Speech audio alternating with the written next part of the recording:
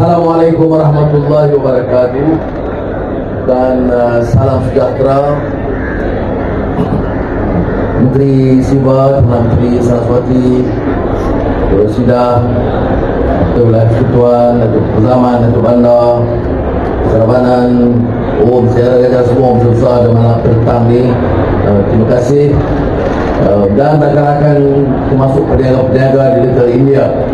Saya ucap terima kasih kehadiran saudara dan saya setuju hadir bersama kerana saya nak tumpu robah wajah Kuala Lumpur.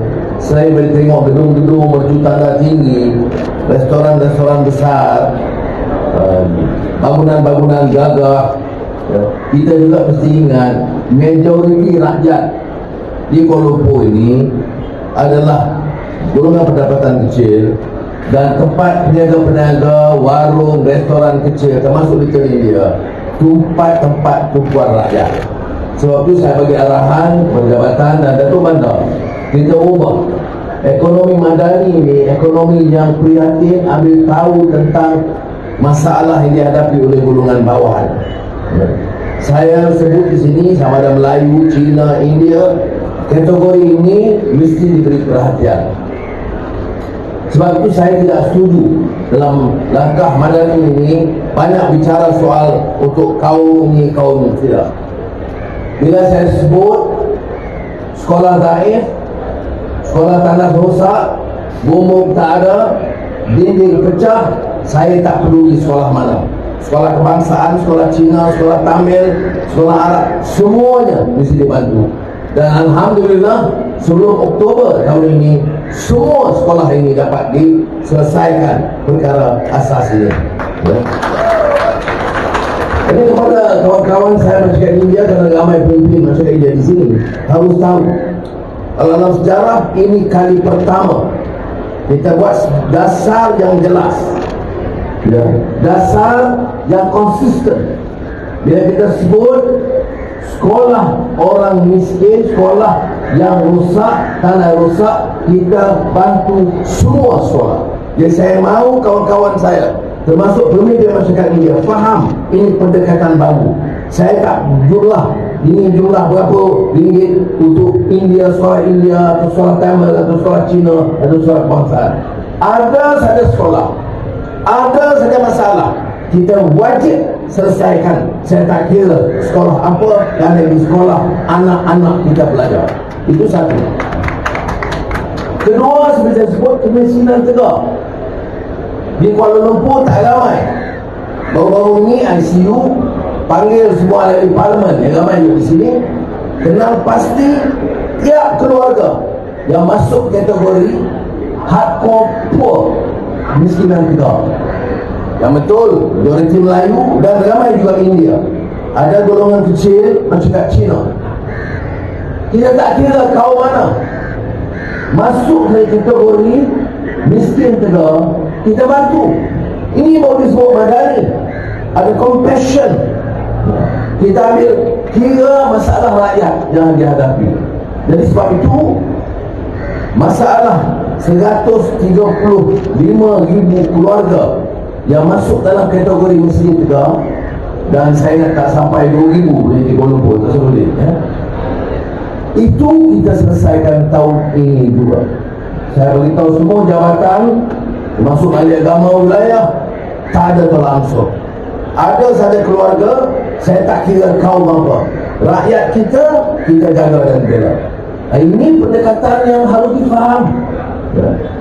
Itu. Hari ini umpamanya saya cakap soal gerai, soal kedai-kedai, soal warung, restoran-restoran kecil. Yang besar 5 bintang tak payah kita ambil tahu, kita bagi kelulusan lesen saja. Kadang-kadang lesen untuk restoran 5 bintang ini lebih cepat diluluskan daripada warung-warung kecil. Nah, ini kita kena ubah. Sebab yang ramai guna ini orang bawah. Jadi sebab itu saya mahu Kuala Lumpur dikenali bukan sahaja dengan mercu tanda dan gedung tinggi-tinggi, tetapi Kuala Lumpur di bawah pentadbiran Kerajaan Perpaduan dan saya selaku Perdana Menteri mesti Kuala Lumpur yang ambil tahu gerai, warung, Little India, Kampung Melayu yang susah kita bantu, dan ini menjadi keutamaan Bandaraya Kuala Lumpur. Dan saya sudah rasmikan 2-3 yang sebelum ini, dan hari ini kebetulan di India yang majoritinya masyarakat India. Mesej apa? This is not about race. This is about justice for all Malaysians. Tetapi kita dah hentikan polemik, masih bangkit. Orang baik, kalau hari ini saya datang ke Little India, Datuk Bandar umumkan beberapa program India, nanti yang pelapor-pelapor Melayu sebut, tengok Anwar ni jaga India saja, dia tak dalam Melayu. Saya pergi cakap soal Melayu, termasuk teks minta anak-anak Islam baca hadis, dah ada orang India kita tengok Anwar ni Islamis, dia nak propagate Islam. Semua tak kena. You know why? There are elements in this country. It can be some of them, of course, racist in the opposition. Some of the so-called liberals who want to dictate us and must understand what is governance according to their understanding. And this is wrong. As a Muslim, knowing the contentious debate on the issues of religion now exploited by extremists and Muslim fanatics, it is our duty to inculcate the correct understanding of Islam to Muslims so that they can counter. You join my party, you go to heaven. You don't join my party, you go to hell. If we educate the Malay masses that this is wrong, and it is my duty therefore to encourage Muslim students to understand their religion. And if the Hindus want to then use the occasion, using their temples, using education to make people understand, not the extremist, fanatical Hindu understanding, but the Hindu message, I'm all for it. There is no problem whatsoever. Tetapi jangan guna ini untuk memecah belahkan kita. Saya tidak mau apologize. Yes, saya akan pastikan anak-anak Islam di Malaysia ini faham Islam yang sederhana, hormat satu sama lain, tidak hina orang berdasarkan warna kulit dan kaum, dan berdasarkan tiap rakyat di negara ini sebagai anggota keluarga besar kita, menghormati dan memuliakan mereka. Orang yang duduk di sini 4-5 generasi, jangan kita hina mereka. Dan ini tidak merubah pendirian kita bahawa Malaysia tetap terima bahasa kebangsaan, tetap terima Islam sebagai orang persekutuan, belajar Melayu dan hak istimewa Melayu di Bumi Putra. Ini bukan untuk menunjukkan ketegangan. Saya sering tekankan hal ini karena ini tidak mudah, saudara. Satu pihak terlampau di sana, di sini satu kes. Bila di baru-baru ini saya Islamkan seorang anak muda umur 27 tahun, itu seolah-olah Anwar dah menyeleweng. Jadi pahaman kita ini terlalu cetek. Kita mau kerajaan toleran, kita mau orang Melayu tolerate, tapi kalau ada tindakan yang sedikit yang tidak sesuai, terus kita kecam dan anggap ini melanggar peraturan dan perintah. This is not the way we should behave as true Malaysians. Learn to respect, learn to understand that we have our priorities. Apa yang saya tidak akan compromise? Jangan paksa. Saya minta anak Islam belajar 40 hadis. Jangan paksa bukan Islam. Mata pelajaran ini untuk anak-anak Islam dalam mata pelajaran pengajian Islam. Tanyalah dulu, jangan marah dulu. Dan saya harap mesej ini difahami, saudara. Ya. Saya mau, ya. Sekarang saya giliran saya pimpin. Saya mau anak-anak kita dari semua kaum, dia kasih kepada kita, kerana dia tahu kita jaga dia dan kita kasih kepada dia. Oh apa? Dia Melayu, dia Cina, Ya. Atau India, Dayak, Kadazan. Tak boleh kita ambil satu sikap baru di Malaysia ini. Apakah dengan cara ini saya telah jual negeri ini kepada China? Jangan dengar orang politik yang sudah desperate, yang bankrupt. Bagi peluang perintah 22 tahun. Ada baik, ada buruknya. Ada rasuah banyak. Ada pemimpin-pemimpin punggah kekayaan bilion-bilion ringgit. Ada pesawat, ada kapal, ada harta di luar negara. Sekarang nak ajar kita mesti jaga Melayu. Kerana Anwar ni tak jaga Melayu. Saya nak bagi tahu, saya jaga negara ini. Saya tidak ambil tanah bala kontrak dengan rakyat negara ini. Ini syarat penting. You want to serve, you serve them well. You example, don't steal from this country and then go to the villages and say, save the Malays, protect the Malays against the Hindus or the Chinese. Stop this nonsense. And I appeal to you, Malays, Indians, Chinese, Sarawakans and Sabahans, save this country from these religious fanatics and racists among us who are not truly championing the cause of the Malays but only for their own survival. Dan untuk itu kita kena pakat, kita faham. Saya jaga wilayah Tuhan. Ada hal-hal saya selalu tegur Datuk Bandar. Saya mau lebih lagi kebaikan untuk rakyat. Tapi bila dia buat baik, bila jalan ke laksana untuk program yang baik, kita hargai dia. Itu cara kita. Ada kawasan-kawasan India yang masih belum diberi perhatian.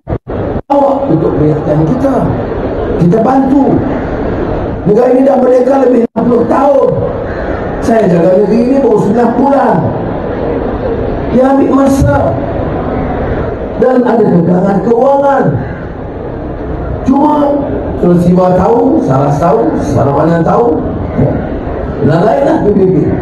Saya tak tolak ansur dalam soal orang salah guna kuasa. Saya tak mau tolak ansur kita. Dan negara ini mampu kita majukan. Kawan-kawan saya masyarakat India tahu kita buat apa baru ini. Pertama, transisi tenaga, energy transisi. Malaysia ada minyak, ada gas, ada hijau, ada green, yang sebut renewable energy. Kita ada polisi sekarang untuk angkat negara Malaysia sebagai contoh negara yang boleh buat energy transition yang baik. Lepas itu kita ada plan perindustrian, industrial master plan. A lot of hard work, not Anwar, ministers, ministry, officers kerja rancang betul-betul macam mana nak jadikan Malaysia ini industri, termasuk digital, transformasi digital dalam program IT, AI, supaya kita jadi negara yang hebat. Boleh tarik Elon Musk, boleh tarik syarikat Eropah, syarikat Amerika, syarikat China, syarikat India untuk datang melabur dan tingkatkan ekonomi negara kita. Itu plan perindustrian. Dalam 2 minggu lagi kita buat kajian separuh penggal rancangan Malaysia ke-12 akan mentang di Parlimen dan dibahaskan di Parlimen. Saudara, ini semua memerlukan tumpuan dan kerja kuat. Selepas itu Belanjawan Madani kedua bulan Oktober. Apakah dengan ini kita selesai semua masalah? Tidak. Bila India tetapkan cukai bawang naik 40%, dia jadi masalah. Harga barang akan naik. Kita kena kawal, kita kena bantu subsidi setakat yang kita mampu. Beras, harga dunia, pasaran dunia sudah naik. Jadi import beras luar, harga naik. Tetapi kita bagi syarat, harga beras tempatan tak boleh naik menaik keadaan tampung. And this is our policy. Jadi kita hadapi masalah ini, dan rakyat harus tahu Saya semalam saya kata dalam dialog dengan anak-anak universiti di Johor Bahru, saya kata memang kadang-kadang komunikasi kita tidak baik, ada kelemahan. Jadi bila pembangkang kecam, kelemahan kita menjawab. Tapi saya minta rakyat jangan begitu, ambil tahu. Jangan dari satu TikTok atau satu Facebook view, harus ambil tahu. Dia macam-macam pecah. Saya dengan Presiden Jokowi sign soal sempadan, terus dia kata Anwar dah serah sempadan Malaysia kepada negara Indonesia. Dan tipu itu terus menerus. Ada yang tipu pakai sokong, ada yang tipu pakai serban, ada yang tipu pakai rumah. Bila saya jawab, dia kata Anwar dah mengecam ulama. Jadi saudara kena faham, kita tidak sign sempadan Sabah Indonesia, kita belum sign sebab kita tak setuju. Jadi kita takut. Yang lain kita tanda tangan kerana Indonesia negara jiran, kita kena sahabat. Yang kita setuju, kita setuju. Ini sebagai contoh. Jadi politik ini menjadi tempat untuk kecam-mengecam. Saya layu kawan-kawan. Ini saya tak kata saya buat sebetul, ada kelemahan. Tapi tak kira lah pasti. Ada di sini ada keadilan, ada yang IC pun ada. Ini Sarabanan, cakap yang ada. NGO pun ada. Jalan-jalan lain. Saya nak beritahu, bagi saya semua kita negara, saya mau jadi ketua Perdana Menteri supaya dalam rekod, bukan kerana saya berjaya menaikkan bangunan tertinggi, tak.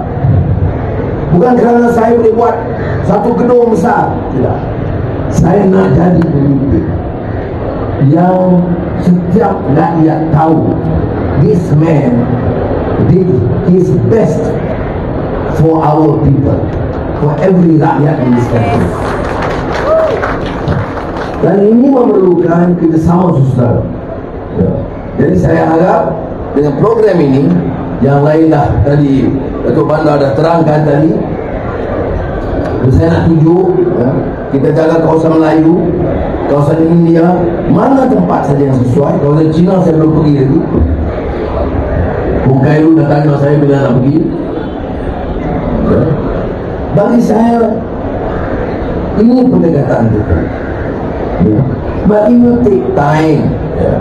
Sebab bukan tak ada dulu kita tolong ini Little India dah lama. Cadangan saya nama Kompleks Kesempatan pun semasa Syaril Samad jadi Menteri Wilayah lama. Bukan saya nak ambil kredit semua. Tapi bila saya warisi, biarlah elok, biarlah bersih, biarlah kita update sedikit. Kadang yang pakai ni, yang besar-besar tak datang, takkan tur-tur datang sini datang ke kedai ini dah. Jadi jagalah rakyat. Jadi kita kata upgrade, termasuk yang jual bunga dan yang lain yang kecil-kecil, kita upgrade supaya bersih dan indah. Jadi apa yang di antara lain, Kuala Lumpur dikenali dengan negara kota yang bersih dan indah bagi kalangan yang di bawah. Kalau gerai ini warung memang tu. Sebab tu saya tiap Jumaat, walaupun dikecam dalam tidak kerja lain, pergi melawat. Tiap hari Jumaat, sebelum saya pergi solat Jumaat, saya akan pilih makan di warung. Dia menggelata tempat di Malaysia ini. Sebelum Jumaat, pergi warung, supaya warung dapat perhatian.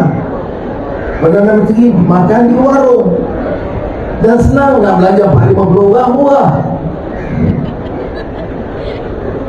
Dan makan pun baik, kawasan pun bersih. Boleh kalau saya kata esok saya nak makan di warung, tidak kamu baru, Datuk Bandar dia terkerah orang dia bersih siap-siap. Betul tak? Ya, jadi membantu dia ada rugi. Jadi maknanya kita cuba jaga golongan rakyat ini bertempatan rendah. Dan yang lain ekonomi, harga barang, kita akan cuba sedaya upaya kita. Jadi inilah yang saya nak sampaikan. Dan baru-baru ini kawan-kawan yang sama juga dalam satu conference, Tamil Language Conference besar di dunia buat di Muslim Melayu. Dan saya tak tahu, saya Tamil kunjung-kunjung saja. Campur boleh, sikit-sikit ya. Dan saya sokong, dan kita bantu luluskan soal research, soal conference dan lain-lain. Dan saya diberitahu, dia kata ini sekolah-sekolah Tamil syarat 15 orang. Jadi saya beritahu ke Fadlina, turunkan syarat. Ada 10 pelajar pun bagi pelajar Tamil, tak ada masalah. Jadi kita dengar, dan saya luluskan masa itu 5 juta ringgit untuk kajian dan perkembangan Tamil di negara kita. Tak ada masalah. Syaratnya semua belajar bahasa kebangsaan. Orang India sebagainya belajar bahasa Tamil, silakan. Orang Cina nak kembangkan bahasa Mandarin, silakan. Itu important economic language region kita. Orang Islam ramai nak belajar bahasa Arab, kita support. Tapi tak payahlah gaduh. Ada cara-cara yang lagi kita buat. Jadi saya harap dengan ini juga. Dan saya telah pastikan untuk kenaikan gerai-gerai termasuk kawasan-kawasan perniagaan di India ini, kita tambah peruntukan. Dan saya beritahu, kalau bila peruntukan sudah agak cukup di bandaraya untuk tahun ini, kita tambah 10 juta ringgit untuk tujuan ini di seluruh sebut dulu bulan tahun teputan. Baik, dan tadi disebut oleh Menteri dan juga Sarwana tentang pekerja asing.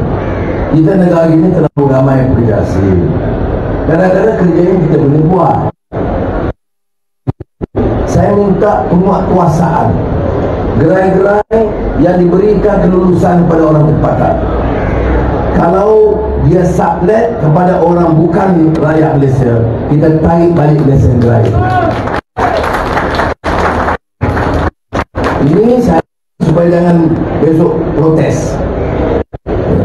Saya beritahu sekali lagi, lesen yang diberikan kepada pekerja tempatan mesti digunakan oleh orang tempatan. Kalau didapati lesen itu diserahkan, disublet kepada orang asing, kita akan batalkan lesen itu dan serah kepada orang lain. Setuju? Tak setuju juga. Kemudian ada beberapa permintaan seperti bila Sarwana disebut, dia minta kedai gunting. Saya pun tak faham, aku tak boleh gunting. Saya kadang-kadang Azizah ada gunting saya. Lepas tu kadang-kadang nampak tak elok sikit. Kalau kurang elok tu Azizah gunting. Sekali di pengalaman saya di Sungai Buloh, mula-mula seorang banduan minta gunting. Bila dia datang jumpa saya nak gunting, kemudian guard ada dengan M16 semua keliling. Saya tengok dia gigit. Saya kata bagi dia sabar dulu, jangan bagi dia gunting. Jadi dia kata tak boleh, dah tunggu lama. Habis tumpah campur rambut saya. Kerana dia tangan dia tak stay. Jadi kita bagi kelulusan. Oleh kerana kedai-kedai gunting minta juga, saya bagi tahu siapa bagilah sikit. Juga restoran. Tapi saya tak mau bagi penuh. Sebab saya rasa perlu kita cari jalan. Biar lalu Tibet, mari modal tekun, kita cari jalan, bagi modal. Kalau kedai-kedai India, bagi anak-anak India tak apa, bagi dia training. Sebab sekarang orang muda, dia bukan mau gunting dia dulu, tak ada lagi dah. Dia, kita bagi latihan.